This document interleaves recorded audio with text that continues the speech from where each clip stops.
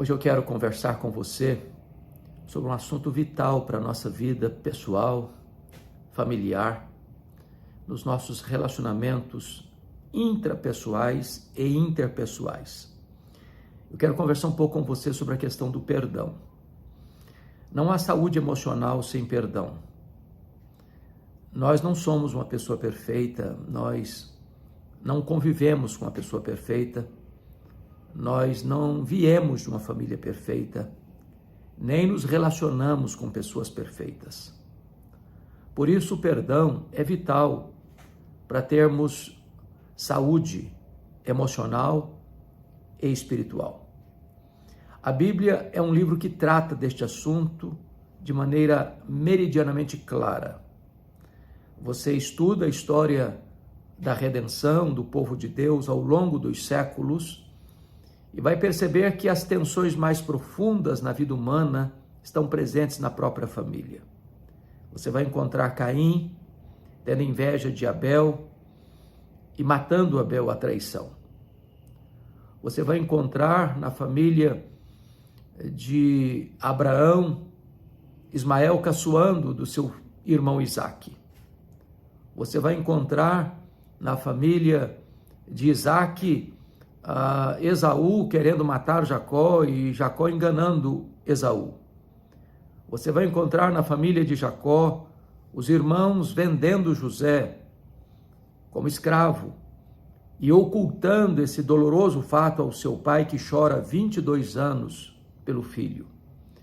Essas histórias se multiplicam ao longo das Escrituras e você vai encontrar então necessariamente o imperativo da questão do perdão.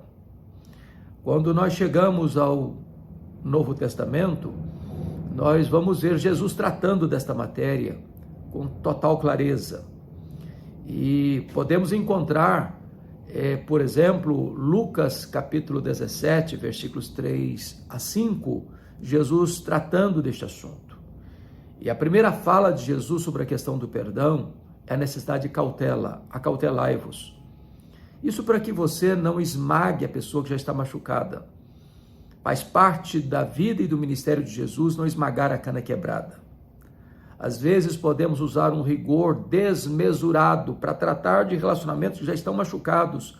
É como se você pegasse uma marreta de 5 quilos para pregar uma taxinha. Nós precisamos ter cautela com as palavras, com os gestos, porque às vezes até no ato de perdoar, nós machucamos as pessoas, nós humilhamos as pessoas. E é preciso então ter sensibilidade para lidar com gente que já está ferida, doída, machucada. É por isso que o apóstolo Paulo diz que se alguém for surpreendido em alguma falta, vós que sois espirituais, corrigi-o com espírito de brandura.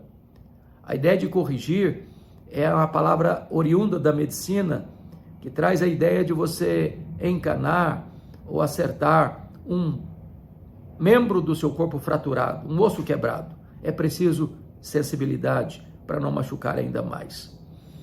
Mas o Senhor Jesus prossegue, eu vou ler aqui com você, o versículo de número 3. Acautelai-vos, se teu irmão pecar contra ti, repreende-o, e se arrepender, perdoa-lhe. O que Jesus está ensinando aqui é que às vezes as pessoas dizem, não, uma pessoa me machucou, me feriu, me humilhou, vou deixar para lá. O tempo vai ser um santo remédio para curar essas feridas. E Jesus está dizendo que o tempo não cura feridas.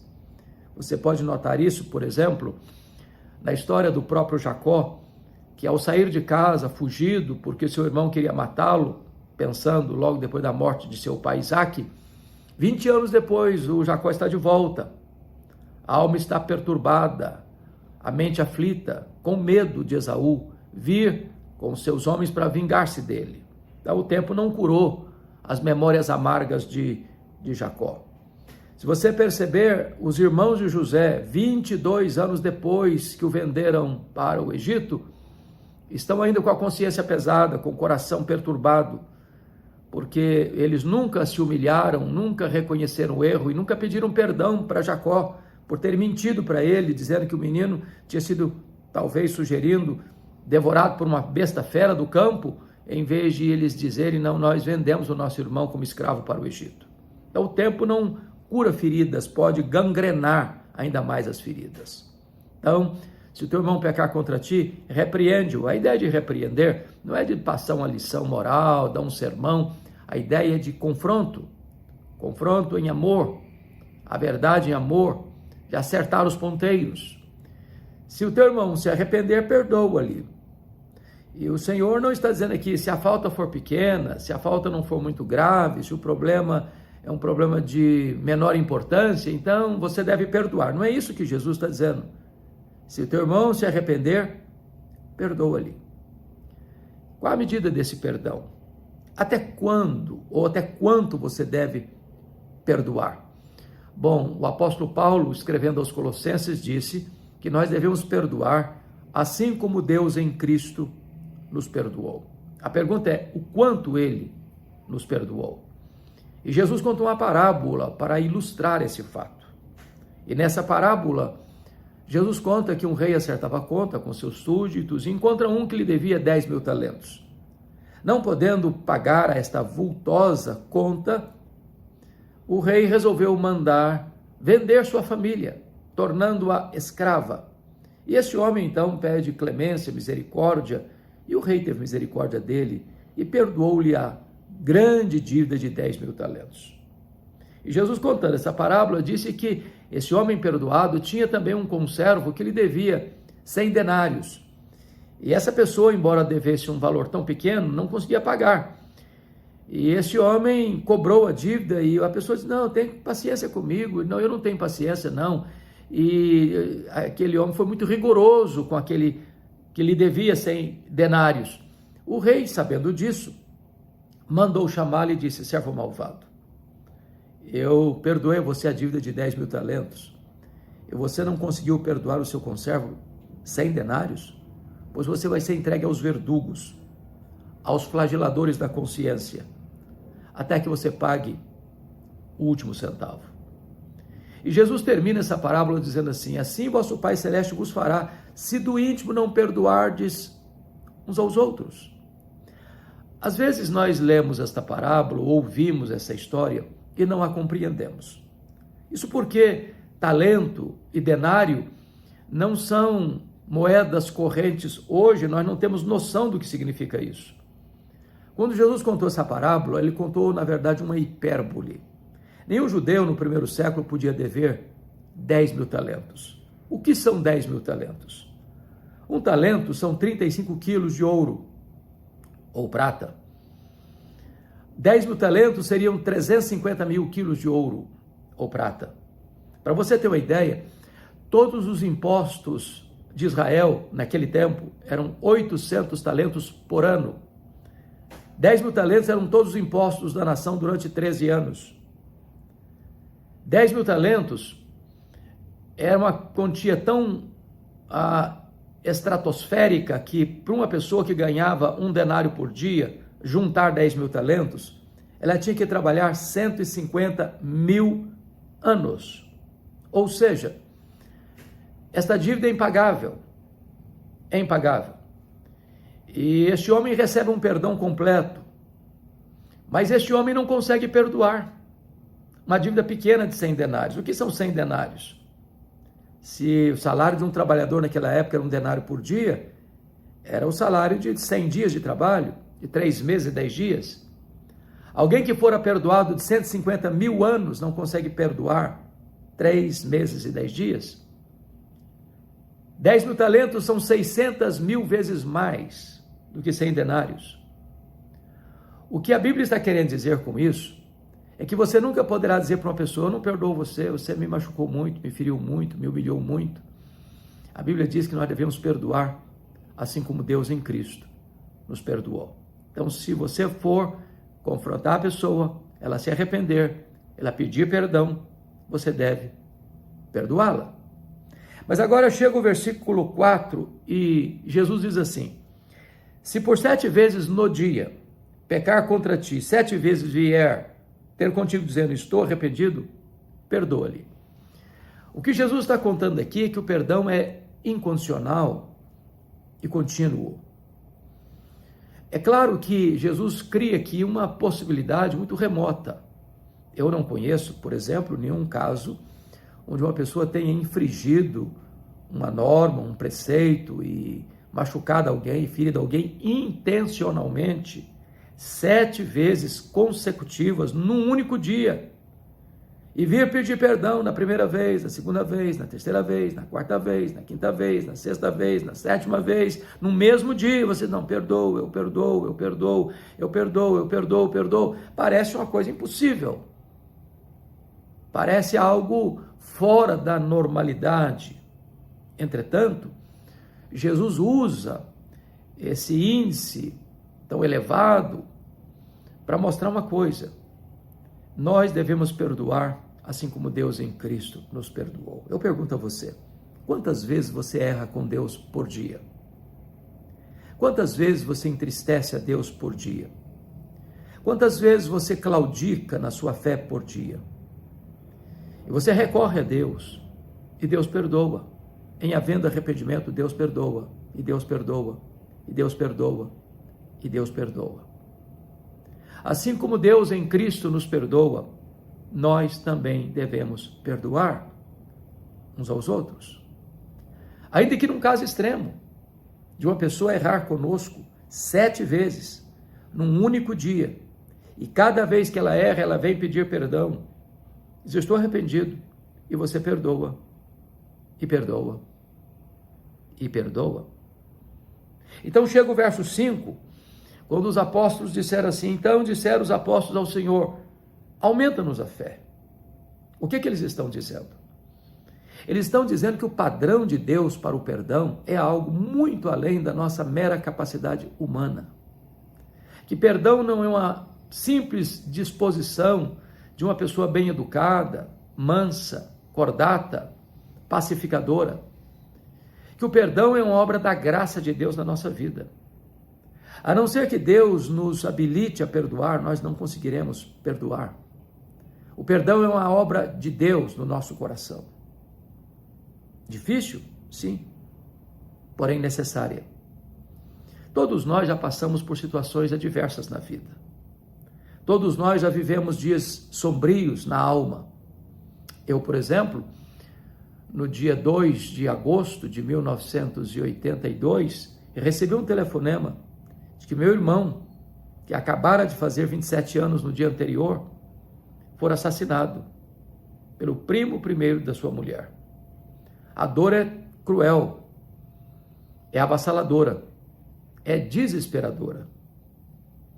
Porém, eu compreendi a necessidade de perdoar imediatamente, porque quem não perdoa torna-se escravo da mágoa. Quem não perdoa vive num cativeiro emocional. Quem não perdoa vive numa masmorra espiritual. Eu posso lhe garantir que o perdão é maior do que a mágoa, do que o ódio. O perdão cura, o perdão restaura.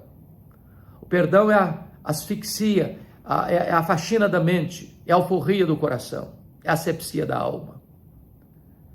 Quando você perdoa, você se torna filho de Deus, porque Deus é o Deus perdoador.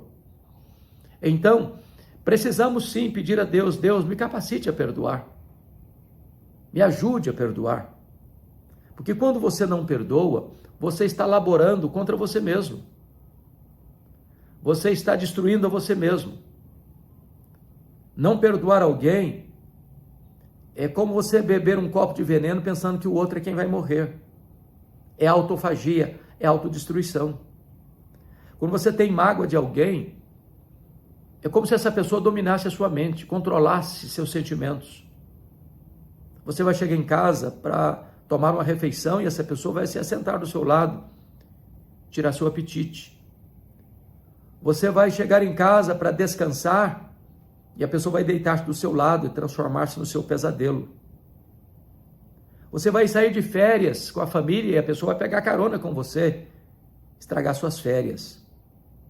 A única maneira de você ser uma pessoa livre é perdoando. O perdão cura, o perdão restaura, o perdão é maior que o ódio. perdoar é necessário.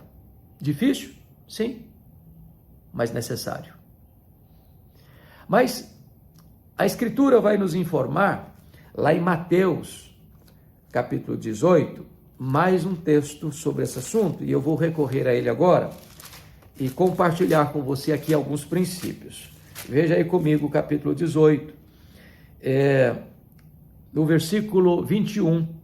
Então Pedro, aproximando-se, lhe perguntou: Senhor, até quantas vezes meu irmão pecará contra mim, que eu lhe perdoe? Até 7 vezes?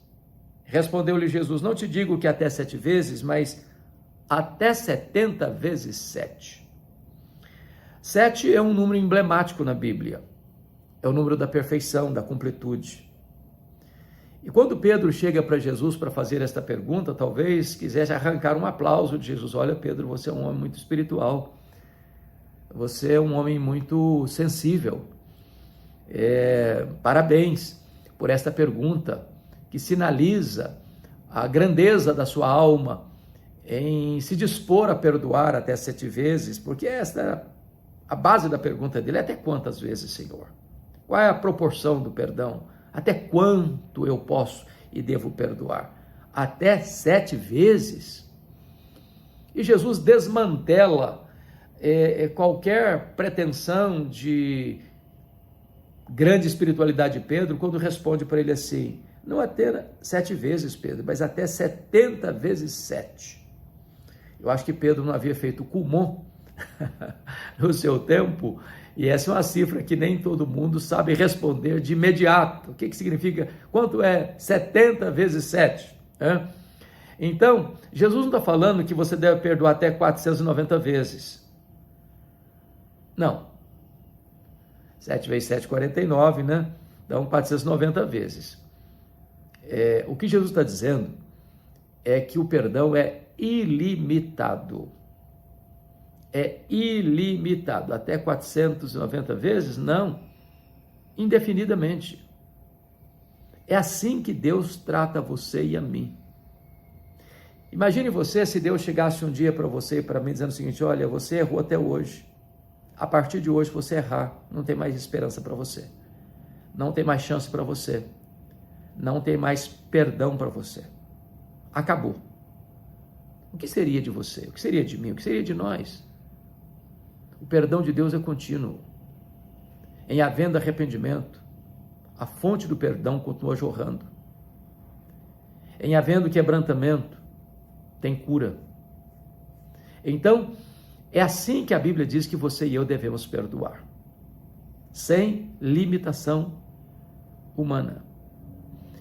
É claro que este mundo é um mundo ferido pelo ódio, pelas guerras, pelos conflitos, pelas brigas, nação contra nação, reino contra reino. Muitas vezes, esta guerra está instalada nas grandes transações internacionais por interesses políticos ou econômicos. Às vezes a guerra está na questão religiosa, religiosos disputando com outros religiosos, denominações disputando com outras denominações, uns atacando outros, ferindo, falando mal, perseguindo. Às vezes esses conflitos estão dentro do lar, aquele território sagrado que deveria ser o bálsamo, o aliviador de tensões. Tantas vezes brota de dentro do lar as crises mais medonhas, as brigas mais renhidas, os conflitos mais amargos, as feridas mais profundas, as decepções mais terríveis. Muitas vezes o lar se torna um ambiente hostil. Muitas vezes estas crises aparecem nos relacionamentos, até conjugal. Hoje está provado que grande parte do feminicídio no Brasil e no mundo está ligado a relacionamentos passionais, de namorado, namorada, de noivo, noiva, de companheiro, companheira, marido e mulher. Quantos crimes passionais, quantas barbáries, quantas mágoas, quantos assassinatos dentro do lar, patrocinado por aqueles que diziam que amavam. Eu sei que nós vivemos numa sociedade adoecida, de tantas disputas no campo político, no campo ideológico, onde as pessoas querem destruir a imagem da outra, querem ferir umas às outras, querem diminuir umas às outras, querem levantar muros e mais muros de inimizade. É nesse mundo doente, é nesse mundo ferido, é nesse mundo esmagado pela crise das mágoas, ranços, ódios e sede de vingança, que a palavra de Deus precisa pautar os nossos relacionamentos e nos mostrar que devemos perdoar. Porque Jesus foi claro: se você não perdoar, você não pode adorar a Deus, você não pode orar a Deus. Se você não perdoar, você não pode ser perdoado. Se você não perdoar, você não tem qualquer possibilidade de ser salvo, porque só entra no céu aqueles que foram perdoados. E para você ser perdoado, você precisa perdoar. Jesus disse isso na sua oração, quando disse assim: perdoa-nos as nossas dívidas, assim como nós perdoamos aos nossos devedores. Se eu não perdoo, eu não posso ser perdoado. E se eu não posso ser perdoado, eu não posso ser salvo. E se eu não posso ser salvo, eu estou excluído da vida eterna. É hora de você repensar a sua vida. É hora de você acertar as contas, de buscar reconciliação, de exercer perdão, de ter vida, de qualidade, de você ter saúde emocional e espiritual e viver uma vida plena e maiúscula para a glória de Deus. A minha esperança é que esta breve reflexão possa levar você à ação, porque você não é o que você sente, você não é o que você fala, você não é o que você promete, você é o que você faz. É hora de perdoar e de receber perdão. Deus abençoe a sua vida.